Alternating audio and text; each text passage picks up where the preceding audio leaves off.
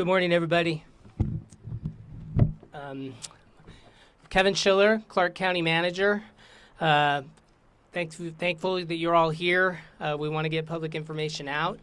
As you know, we declared an emergency declaration yesterday tied to Hurricane Hilary. As a result of that, the governor's office also declared a state of emergency. Want to recognize several partners here today.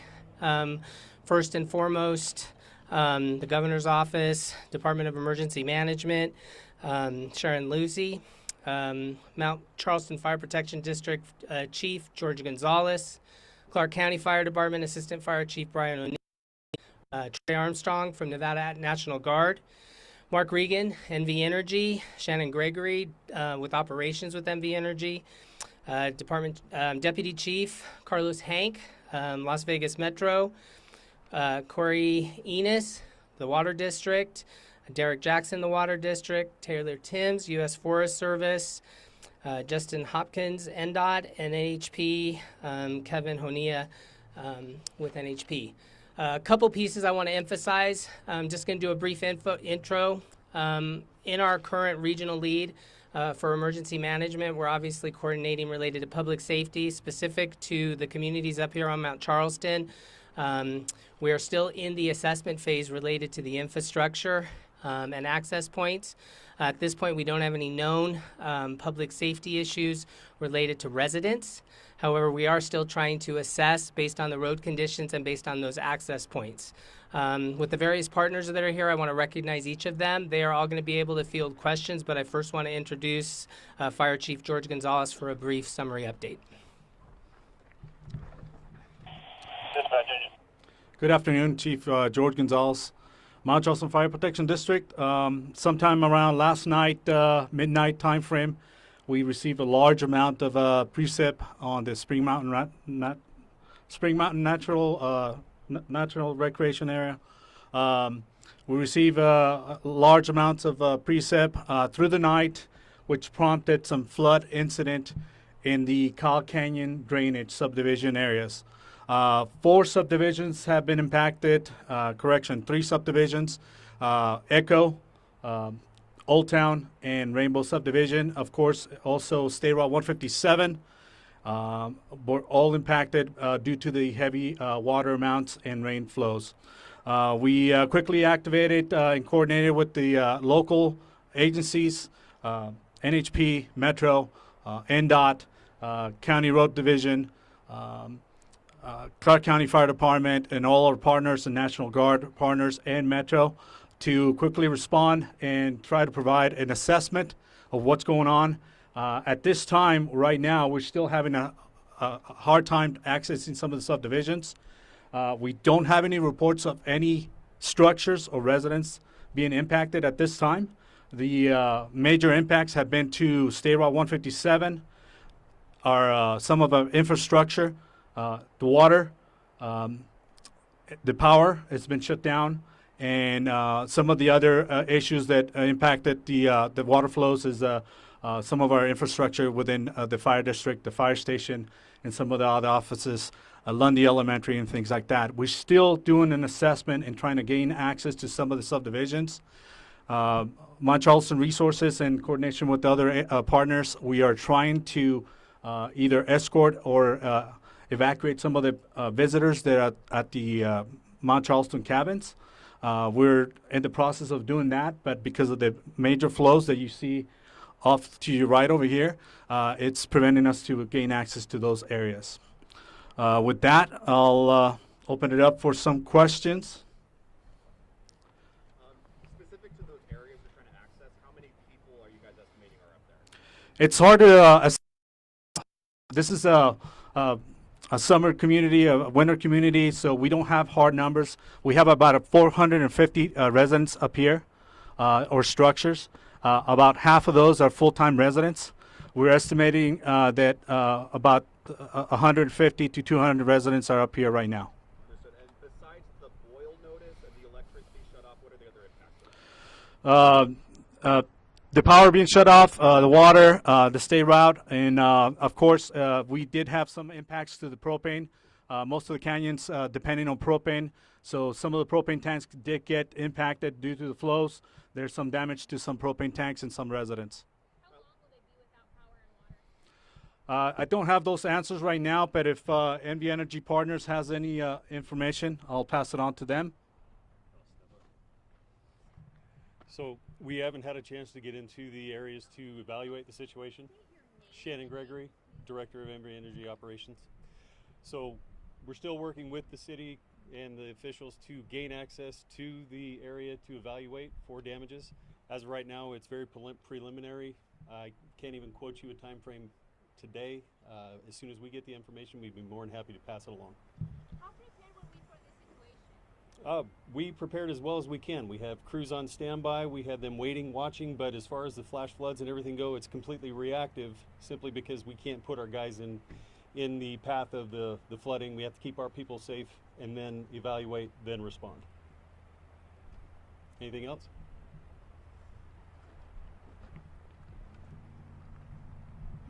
My name is Corey Enos with the Las Vegas Valley Water District, and our answer is very much the same. We still don't have the ability to get in and assess safely. Once we're able to assess what the damage is, then we'll be able to make a determination, make some repairs, and then we'll put out a notice that the boil water notice has been lifted. But right now, we just don't have the ability to make an assessment. So just to clarify, Corey, so because we heard earlier that the Kyle Canyon water system had damages, so you know there are damages, you just don't know what the damages are. We don't know the severity of the damage. We know there has been damage. We don't know the severity of the damage or what it's going to take to make the repairs. As soon as we can safely do that, then that's when we'll begin to make those repairs. Sorry for this question, probably isn't for you, but for anyone who can answer. Do they have landlines? How are they able to call 911 if they need to right now? Good question. At this time, we do have some generators on backup power for some of these cell sites. NV Energy, one of our partners, has also coordinated they call it a cow on wheels, which is a cell site that operates on the back of a truck. So providing that self service at this time. Yes, we are in the process of doing it right now. We actually have crews engaged right now in trying to either escort those folks safely or extricate them or evacuate them as needed. We have not received any requests from any residents at this time. What we're talking about right now is only the visitors that were at the cabins, the Mount Charleston cabins. There's no injuries reported. There's no fatalities. There's no injuries to anybody at this time, which is one of our top priorities, making sure that the visitors and residents are safe in that matter. We have encouraged all the residents to stay in place until we can gain access to them, access the road, make sure we can safely extricate them and have them escorted out. How long will the road be blocked off for? For residents who are trying to get back inside, do you have an ETA for them? At this time, I'll turn it over to anybody from NDOT, if anybody in here. Thank you. Hi there, Justin Hopkins, Public Information Officer for NDOT. So right now, what we have is pretty extensive damage to a stretch of about 200 feet of State Route 157, Kyle Canyon Road. It includes some washout areas, some buckling, and things of that nature. So it's really too hard to say exactly how long that road will be closed. What we're trying to do right now is bring in some materials to both keep the flow of water away from the road and then to try to create a temporary lane. So that's our main goal right now, is to try to create one temporary lane that we can get people through with a flagger. But that damage makes that part of the road impassable. There's also some lesser damage to State Route 158. It's mostly just some rock slides and things that we'll be able to clear. But right now our main goal is getting 157 back up to at least some sort of temporary usable fashion. Justin, is it fair to say that these roads were not prepared for the storm? No, I don't think that's fair at all. I think that our roads are prepared for weather events, but this was an extreme fashion. This is something that was, that it would have. This is something that was unforeseen and something that took over more than we would have expected. Are there any other roads in southern Nevada that NDOT's currently facing the same level of damage with? As far as not so much in southern Nevada, we do have a state route up near Tonopah. I can get that information for you after this. Any other questions about roads, NDOT roads? Can we hear from National Guard about how you Hey, good afternoon. I'm General Armstrong, the commander of the Nevada Army National Guard. And so as of Friday evening, the governor gave us the authorization to place approximately 100 soldiers on active duty state orders to support the first responders. So we've got 100 soldiers and about 24 high water vehicles that were pre-positioned early yesterday. And currently those are across several counties, including Clark County here. Currently up here on Mount Charleston, I believe we have about 14 personnel and 5 what we call light medium tactical vehicles, which have the higher chassis, able to navigate over some of the areas that are currently damaged. So that's our current posture and layout. Again, we're postured in some of the other counties as well. Any other questions? I could ask, how difficult is it to evacuate people right now?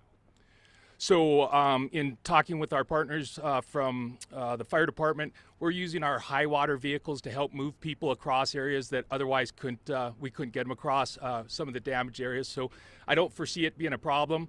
Those vehicles are capable of bringing personnel as well as equipment. And so right now I've got no reports that anything other than success has occurred.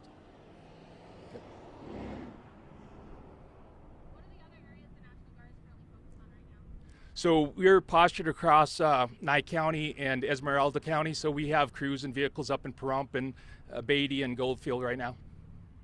How long do you plan to be here? So our initial activation was for 72 hours, but we'll stay on as long as the governor authorizes it.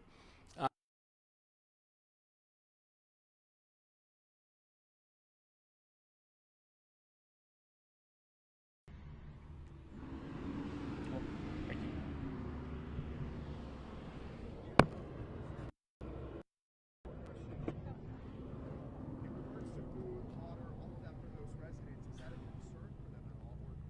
Or do they have access to food still? Do they still have a good amount of supply of water? What's the situation like for them? So I'll take a chance on that one.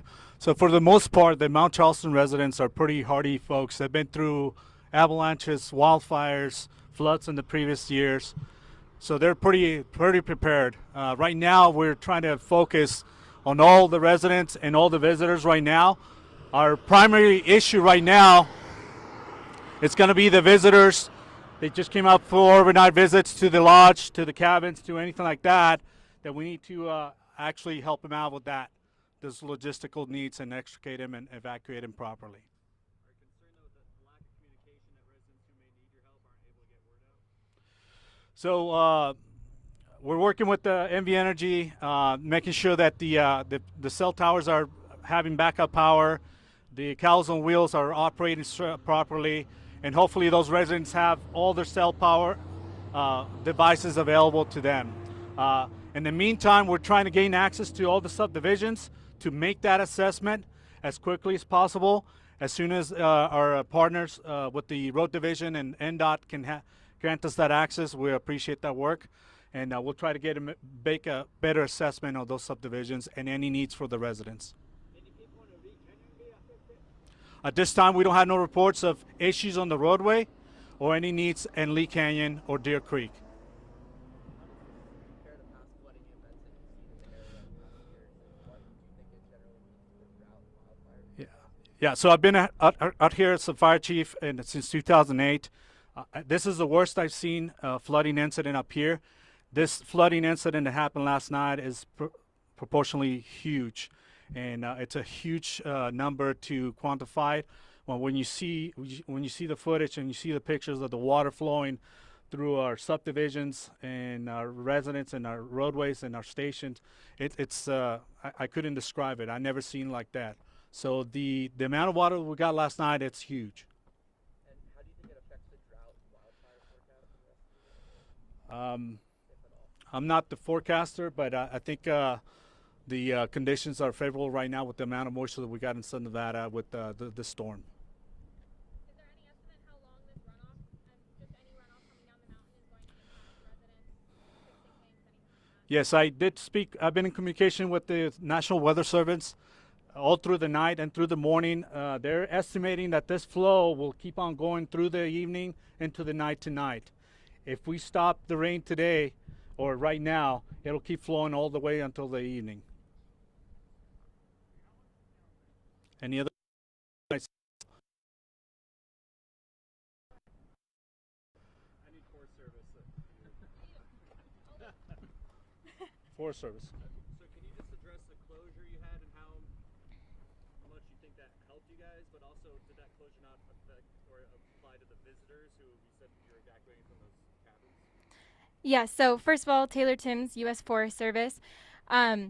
So we enacted our closure as of Friday. We have closed down all of our developed recreation areas, trails, and dispersed areas. The cabins don't really fall under our jurisdiction, but all of our areas were evacuated as of Friday. And then our Spring Mountain National Recreation Area emergency closure order is now extended until Friday. So our priority now will just be supporting our partners. And how many people were violating that closure over the weekend? We just had a handful of people here and there. I know that Metro worked to get a lot of people out of our areas, which is very appreciated. But for the most part, it was just people that were unaware of the closure and how that affects them. It's probably too soon to tell, but hiking trails up there, are they washed away as well?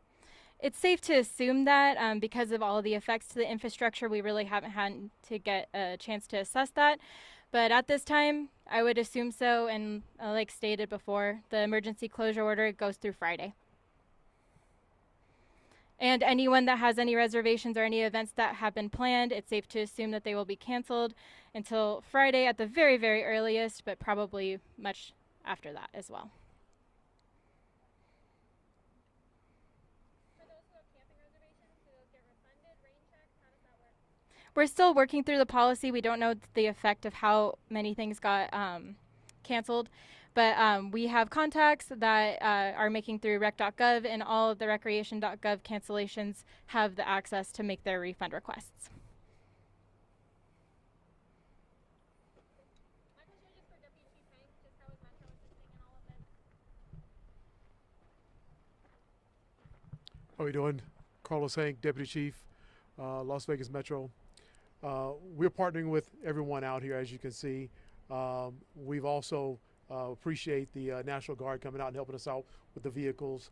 But we're just partnering with them, filling in wherever we can, ensuring the safety of our citizens that are up there, ensuring that the safety of them leaving the area as efficiently as possible, and communicating. Because I think at this time, we need to ensure that we're communicating with our partners and everyone involved in this, because this is a natural, wouldn't say a disaster, but it's as you can see, it's impacting our residents on the mountain and the tourists. So we're doing everything we can to ensure their safety.